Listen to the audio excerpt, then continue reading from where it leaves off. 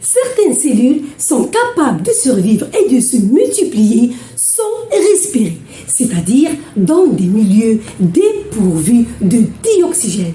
Par exemple, les levures de bière. Pour cela, ils vont utiliser des molécules organiques et vont produire de l'énergie sous forme de l'ATP, nécessaire pour réaliser ces différentes fonctions. Ces cellules, pour obtenir de l'énergie, vont réaliser un type de métabolisme. On parle de fermentation alcoolique. Vous connaissez le principe de la fermentation alcoolique؟ بقاو معايا باش نتعرفوا أكثر على التخمر الكحولي.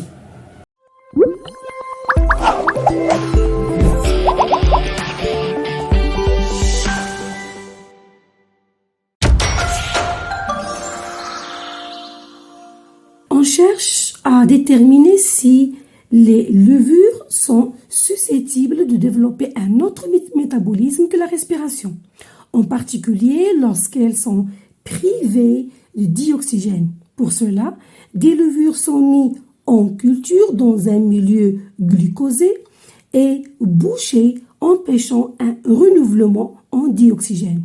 Et avec un dispositif EXAO, on mesure les variations des différents paramètres de ce milieu de culture, tels que le glucose, le dioxygène, le dioxyde de carbone et éthanol. La figure 5 représente la variation de dioxygène, éthanol, de dioxyde de carbone et glucose en fonction du temps. De 0 seconde à 200 secondes. La concentration de dioxygène diminue jusqu'à qu'elle s'annule.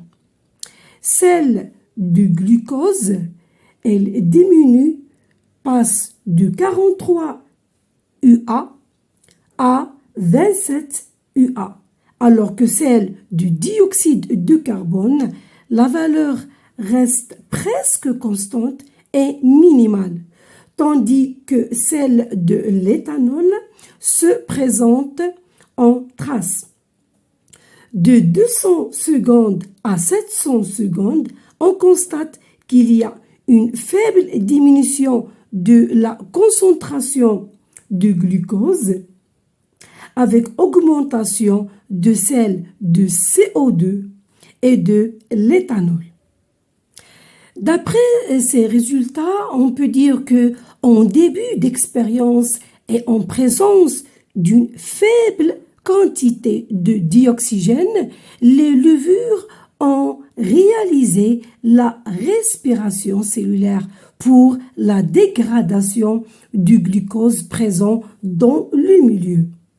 Après épuisement du dioxygène, ces levures consomment le glucose en faible quantité, produisent l'éthanol et dégagent le dioxyde de carbone en grande quantité, qui ce sont les conséquences des réactions anaérobiques.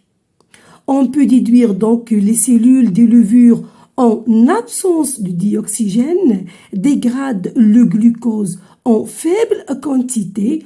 On parle de dégradation partielle et libère le dioxyde de carbone et de l'éthanol. On parle de la fermentation alcoolique.